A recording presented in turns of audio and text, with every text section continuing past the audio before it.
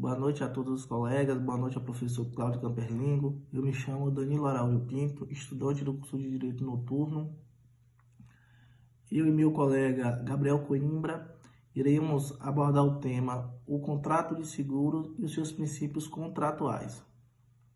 Este artigo apresenta o contrato como sendo um instrumento de importância fundamental para o direito e para a sociedade, tendo em vista o caso de que todos, em algum momento de nossas vidas, notabilizamos contratos. Eu sou o Gabriel Coimbra, vou dar início ao nosso slide falando da introdução. Aparece de novos paradigmas e com as mudanças que vieram com o tempo, mudaram o conceito de contrato no estado social em que vivemos. No século XVIII e XIX, que essas mudanças nas relações econômicas e contratuais foram estabelecidas. Como se diz no slide, isso foi necessário, pois o aumento nas relações sociais do Estado teve que ter métodos intervencionistas com controle de materiais e serviços, que com essa fundamentação alegou a função do contrato. Essas inovações e interferências mudaram a orientação individualista de se pensar na época, que todos eram livres para reger suas vidas de acordo com a própria conveniência, mesmo com as diferenças sociais e econômicas da época. Hoje em dia, esses indivíduos estão submetidos aos contratos, que regem pela lei delimitar operações sociais ou econômicas sendo de interesse particular ou público, uma formalização jurídica no caso. Então, a única interferência pública na esfera da liberdade é a interpretação subjetiva do contrato, que é necessário uma elaboração do juízo de utilidade social para que haja controle dos negócios jurídicos no contrato, ou seja, o Estado, com o interesse das partes, ele deve intervir no contrato sendo o mediador entre as partes.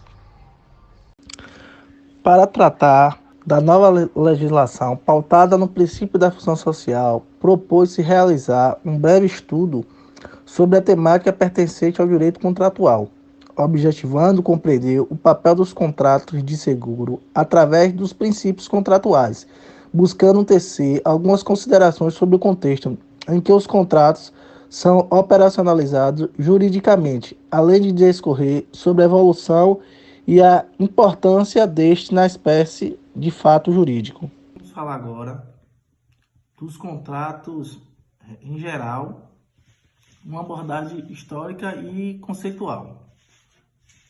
Assim como influências do direito contratual para a evolução do direito civil, é inegável também a importância social e econômica dos contratos. Sua evolução teórica acompanhou os avanços do próprio direito civil e constitucional.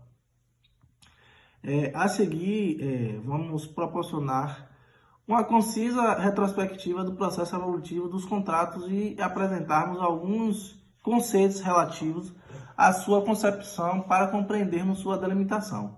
Dos contratos em geral, uma abordagem histórica e conceitual, a origem e a evolução histórica. Como se diz no slide, o contrato surgiu nos primórdios, quando o ser humano percebeu que para viver em sociedade é necessário abdicar de alguns de seus direitos, para viver em paz. Isso praticamente o que Hobbes menciona.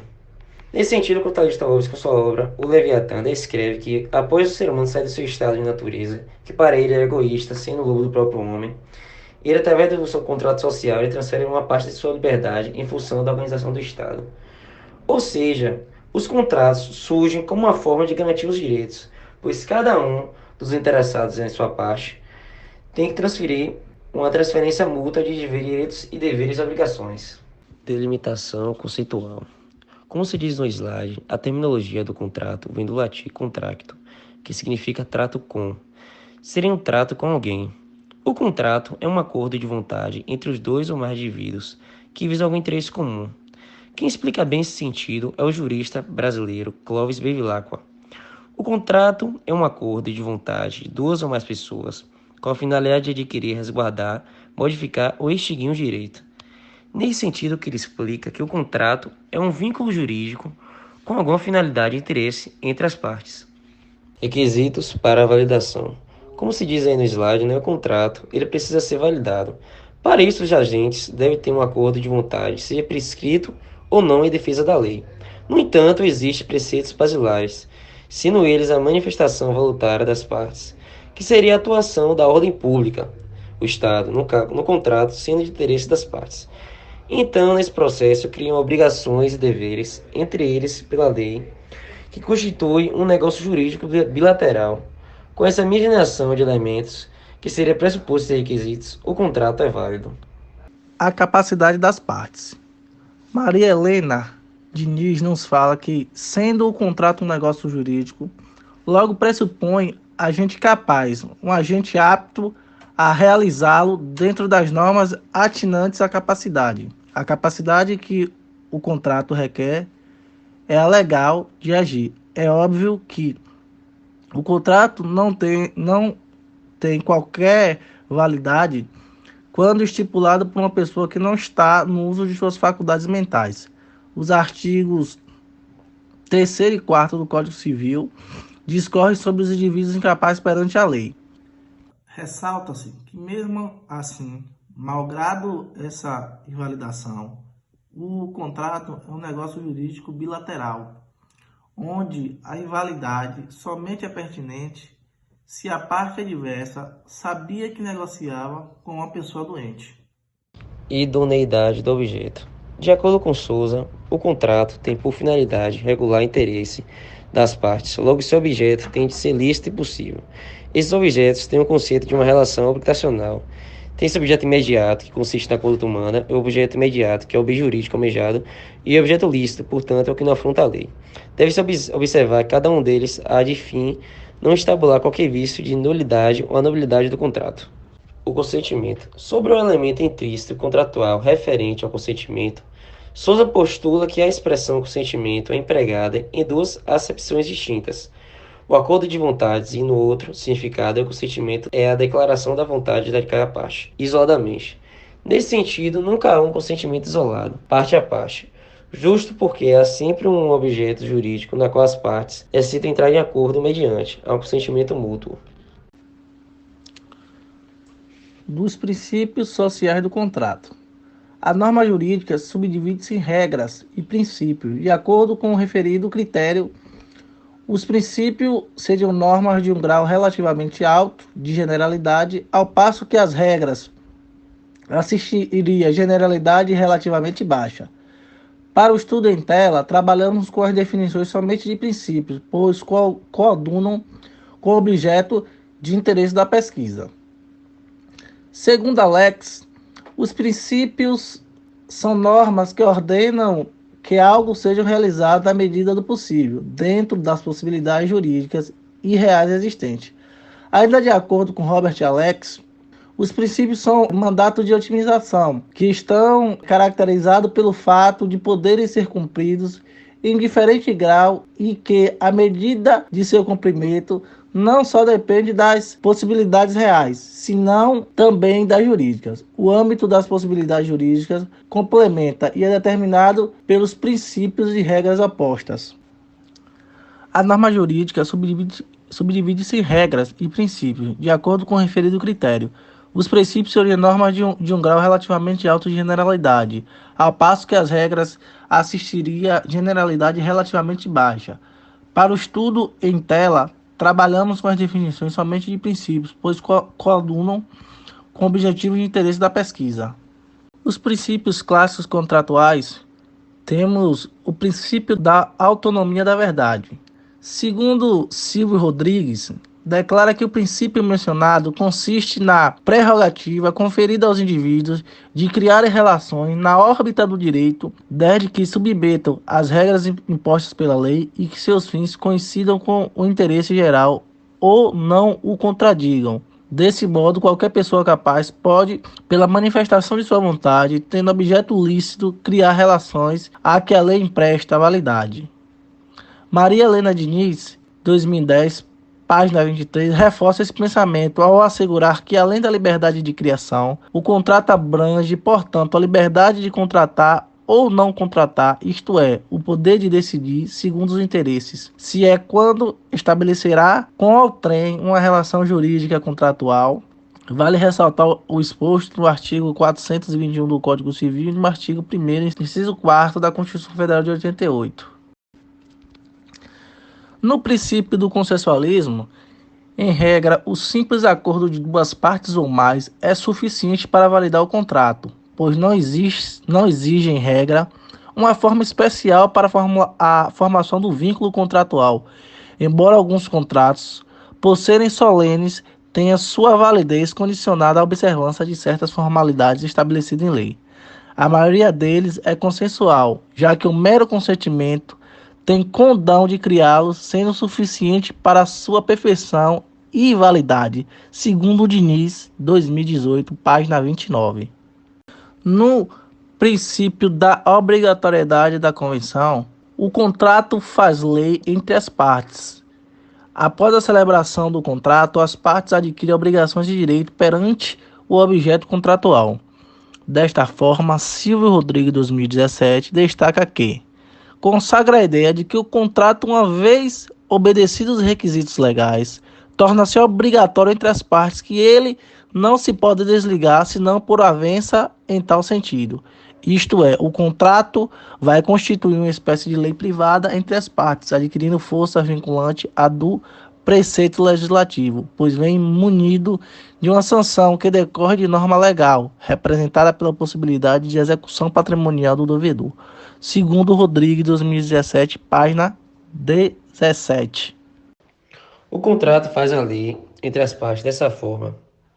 Silvio Rodrigues, em 2007, destacou a ideia de que o contrato, uma vez obedecidos os seus requisitos legais, torna-se obrigatório entre as partes. Nisso, o contrato vai constituir uma espécie de lei privada entre as partes. Desta forma, a obrigatoriedade é um princípio que serve para evitar o caos total e preserva a segurança jurídica das relações negociais. O princípio da relatividade dos efeitos do contrato. Ainda de acordo com os preceitos de Silvio Rodrigues, assevera-se como um vínculo contratual emana da vontade das partes. É natural que terceiros não possam ficar atados a uma relação jurídica que lhes não foi imposta pela lei, e derivou de seu querer. Nesse sentido, concluiu-se que o contrato não produz efeitos com relações a terceiros, que por sua vez seria aquele que, apesar de não tiver pactuado diretamente, sentirá os efeitos de acordo com as partes. Princípio da boa-fé objetiva. Esse princípio denota que as partes deverão agir com lealdade, honestidade, integridade de caráter e confiança recíproca, ou seja, proceder com a boa-fé, esclarecendo os fatos e o conteúdo das cláusulas. Além disso, os contratantes deverão manter sigilo. Essas ações estão estabelecidas no Código Civil Brasileiro, em seu artigo 422. Função social como princípio. Cristiano Chaves de Farias e Nelson Roosevelt informam que a expressão função social procede do latim functio, cujo significado é de cumprir algo ou desempenhar um dever ou uma atividade. Utiliza o termo função para exprimir a finalidade de um modelo jurídico, um modo específico de operar o instituto, ou seja, o papel a ser cumprido determinado no ordenamento jurídico. Esse princípio surgiu com apenas um único objetivo: buscar a igualdade social, que naquela época, antigamente, na Revolução Francesa, não tinha. A função social do contrato. Antes da Revolução Francesa, as decisões jurídicas sofriam interferência da nobreza e do clero.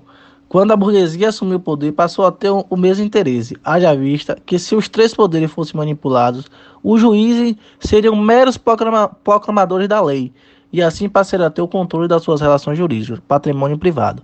O legislador não tem como prever o futuro e legislar antes dele. Pelo contrário, ele fica completamente dependente do mundo fático. A função social do contrato fica condicionada aos interesses sociais da coletividade e do bem comum, que sofrem modificações de acordo com a dinâmica da sociedade, em conformidade com os princípios morais. Contrato de seguro. História do seguro. A história do seguro iniciou-se com os povos da antiguidade, no século XVIII, através dos comerciantes da Babilônia. Estes firmavam um acordo entre si, pois temiam a perda de camelos no momento da travessia pelo deserto do Oriente, em direção aos mercados das regiões vizinhas. Aquele que perdesse o camelo por desaparecimento ou morte durante essa travessia receberia outro camelo pago pelos demais criadores. A ideia também foi aplicada ao ramo da navegação, onde aqueles que perdessem o navio em alguma tempestade receberiam outro pago pelos demais navegadores participantes da mesma viagem. Naquela época, a única forma de praticar o comércio exterior era por mar, e em virtude do alto valor econômico que envolvia aquelas viagens, os navegadores primitivos possuíam grande preocupação em se segurar ou se autoproteger.